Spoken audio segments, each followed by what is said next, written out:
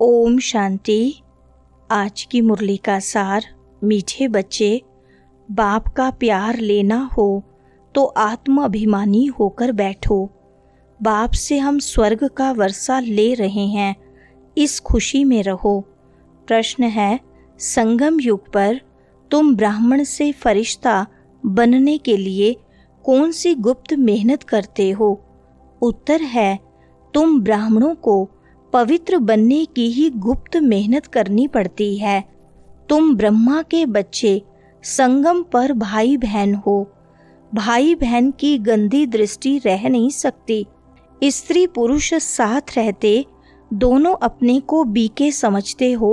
इस स्मृति से जब पूरा पवित्र बनो तब फरिश्ता बन सकेंगे। सुनते हैं मुख्य पॉइंट्स। पहली पॉइंट, आत्माभिमानी होकर बैठेंगे तो बाप के साथ प्यार रहेगा।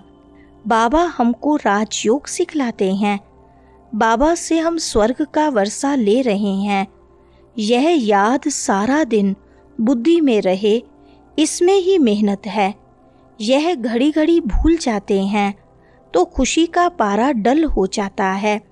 बाबा सावधान करते हैं कि बच्चे देही अभिमानी होकर बैठो। अभी आत्माओं और परमात्मा का मेला है ना। मेला लगा था, कब लगा था? जरूर कलयुग अंत और सतयुग आदि के संगम पर ही लगा होगा। दूसरी पॉइंट, मनुष्यों को यह पता नहीं है शिव और ब्रह्मा विष्णु शंकर का संबंध क्या है। किसी को भी उन्होंने जीवन कहानी का पता नहीं है। त्रिमूर्ति का चित्र नामी ग्रामी है। यह तीनों हैं देवताएं। मुख्य है ब्रह्मा और विष्णु। अभी बाप समझाते हैं, तुमको टॉपिक देनी है, ब्रह्मा सो विष्णु, विष्णु सो ब्रह्मा कैसे बनते हैं। जैसे तुम कहते हो हम शूद्र सो ब्राह्मण, ब्राह्मण सो देवता, वैसे इनका भी है। तीसरी पॉइंट, वह तो कह देते आत्मा सो परमात्मा, परमात्मा सो आत्मा। यह तो है रोंग, हो भी नहीं सकता। कोई कहते हैं परमात्मा श्री कृष्ण के तन में आए हैं। अगर श्री कृष्ण में आए फिर तो ब्रह्मा का पार्ट खत्म हो जाता है। श्री कृष्ण तो है सतयुग का पहला प्रिंस, वहाँ पतित हो कैसे सकते? जिनको आकर पावन बनाए, बिल्कुल ही गलत है। यह बातें भी महारथी सर्विसेबल बच्चे ही समझते हैं। यह टॉपिक तो बहुत फर्स्ट क्लास है।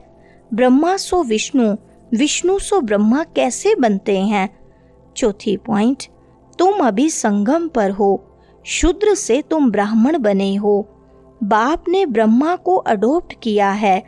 शिव बाबा ने इनको कैसे रचा यह कोई नहीं जानते हैं। त्रिमूर्ति में रचता शिव का चित्र ही नहीं है तो मालूम कैसे पड़े कि ऊंचते ऊंच भगवान है, बाकी सब है उनकी रचना। यह है ब्राह्मण संप्रदाय तो जरूर प्रजापिता चाहिए। कलयुग में तो हो न सके, सतयुग में भी नहीं। गाया जाता है ब्राह्मण देवी देवताएं नमा। अब ब्राह्मण कहाँ के हैं? प्रजापिता ब्रह्मा कहाँ का है? जरूर संगम युग का कहेंगे। यह है पुरुषोत्तम संगम युग। पांचवी पॉइंट, इस संगम युग का कोई भी शास्त्रों में वर्णन नहीं है। महाभारत लड़ाई भी संगम पर लगी है, न कि सतयुग या कलयुग में। पांडव और कौरव यह है संगम पर। तुम पांडव संगम युगी हो तो कौरव कलयुगी हैं। गीता में भी भगवानुवाच है ना, तुम हो पांडव दैवी संप्रदाय, तुम रूहानी पंडे बनते हो। तुम्हारी है रूहानी यात्रा जो तुम बुद्धि से करते हो। बाप कहते हैं अपने को आत्मा समझो, याद की यात्रा पर रहो। छठी पॉइंट, अभी हम ब्राह्मण संप्रदाय के हैं, फिर दैवी संप्रदाय, विष्णु संप्रदाय बनते हैं। सतयुग में देवी देवताएं विष्णु संप्रदाय हैं। वहाँ चतुर्भुज की प्रतिमा रहती है, जिससे मालूम पड़ता है यह विष्णु संप्रदाय है। यहाँ प्रतिमा है रावण की, तो रावण संप्रदाय हैं। तो यह टॉपिक रखने से मनुष्य वंड्र खाएंगे। अब तुम देवता बनने के लिए राजयोग सीख रहे हो। ब्राह्मण भी यहाँ हैं, फिर देवता भी यहाँ बनेंगे। डिनाइस्टी यहाँ ही होती है। विष्णु की डिनाइस्टी है, ब्राह्मणों की डिनाइस्टी नहीं कहेंगे। 7वें पॉइंट, बाबा जो निबंध देते हैं उस पर फिर विचार सागर मंथन करना चाहिए। किसको कैसे समझाएं? जो मनुष्य वंड्र खाएं कि यह इनकी समझानी तो बहुत अच्छी है, सिवाय ज्ञान सागर और तो कोई समझा ना सके। विचार सागर मंथन कर फिर बैठ लिखना चाहिए। फिर पढ़ो तो ख्याल में आएगा। ये अक्षर ऐड करने चाहिए। बाबा भी पहले पहले मुरली लिख कर तुमको हाथ में दे देते थे, फिर सुनाते थे। यहाँ तो तुम घर में बाबा के साथ रहते हो, अब तो तुमको बाहर में जाकर सुनाना पड़ता है। 8वें पॉइंट, मनुष्य आत्मा और परमात्मा को यथार्थ नहीं जानते हैं, सिर्फ कह देते हैं चमकता है अजब सितारा। बस जैसे दिखाते हैं। रामकृष्ण परमहंस का चेला विवेकानंद कहता था, मैं गुरु के सामने बैठा था तो देखा गुरु की आत्मा निकल मेरे में लीन हो गई। उनकी आत्मा कहाँ जाकर बैठी, फिर क्या हुआ, कुछ भी वर्णन नहीं। बस खुश हुआ, हमको भगवान का साक्षात्कार हुआ। 9वीं पॉइंट, अब तुम बच्चों की बुद्धि में सारा ज्ञान है। कैसे और डिनाइस्टी आती, कैसे झाड़ बढ़ता है। जैसे गुलदस्ता होता है ना, यह सृष्टि रूपी झाड़ भी फूलदान है।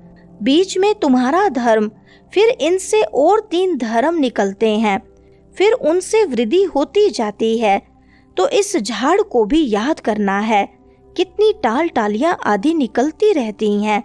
बड़ का झाड़ होता है ना, थुर है नहीं, बाकी सारा झाड़ खड़ा है। देवी देवता धर्म भी खत्म हुआ पड़ा है, बिल्कुल सड़ गया है। भारतवासी अपने धर्म को बिल्कुल नहीं जानते। 10वीं पॉइंट, संगम पर तुम ब्राह्मणों को पवित्र बनने की ही गुप्त मेहनत करनी पड़ती है। फरिश्ता बनना है तो पवित्र रहना पड़े। इस समय प्रजा से भीख मांगते रहते हैं। 10-20 वर्ष का लोन लेते हैं, फिर देना थोड़ी है। लेने वाले देने वाले दोनों ही खत्म हो जाएंगे, खेल ही खत्म हो जाना है। अनेक मुसीबतें सिर पर हैं, दिवाला बीमारियां आदि बहुत हैं। कोई साहूकारों के पास रख देते हैं और वह दिवाला मार देते हैं, तो गरीबों को कितना दुख होता है। कदम कदम पर दुख ही दुख है। अचानक बैठे बैठे मर जाते हैं। यह है ही मृत्यु लोक। अमर लोक में तुम अभी जा रहे हो। वरदान है, सर्व संबंधों का अनुभव एक बाप से करने वाले अथक और विघ्न विनाशक भव। विस्तार है, जिन बच्चों के सर्व संबंध एक बाप के साथ हैं, उनको और सब संबंध निमित्त मात्र अनुभव होंगे। वह सदा खुशी में नाचने वाले होंगे, कभी थकावट का अनुभव नहीं करेंगे, अथक होंगे। बाप और सेवा इसी लगन में मगन होंगे। विघ्नों के कारण रुकने की बजाय सदा विघ्न विनाशक होंगे। सर्व संबंधों की अनुभूति एक बाप से होने के कारण डबल लाइट रहेंगे, कोई बोझ नहीं होगा। सर्व कंप्लेन समाप्त होंगी, कंप्लीट स्थिति का अनुभव होगा, सहज योगी होंगे। स्लोगन है, संकल्प में भी किसी देहधारी तरफ आकर्षित होना अर्थात बेवफा बनना। अच्छा, ओम शांति।